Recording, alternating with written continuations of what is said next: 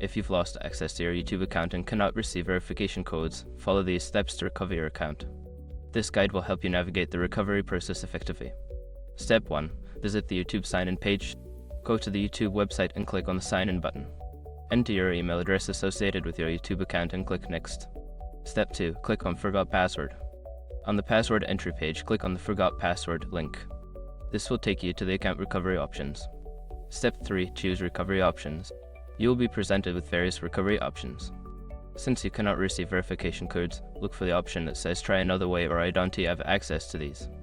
Follow the prompts to proceed. Step 4. Enter security questions. If you set up security questions, you will be prompted to answer them. Provide the correct answers to verify your identity. If you don't remember the answers, continue to the next step. Step 5. Submit an account recovery request. Before starting recovery, use the sroc.com link in the description to open the account recovery checklist generator and make sure your verification details are ready. If you follow these steps carefully, you should be able to recover access to your YouTube account. Remember to keep your recovery information updated in the future to avoid similar issues.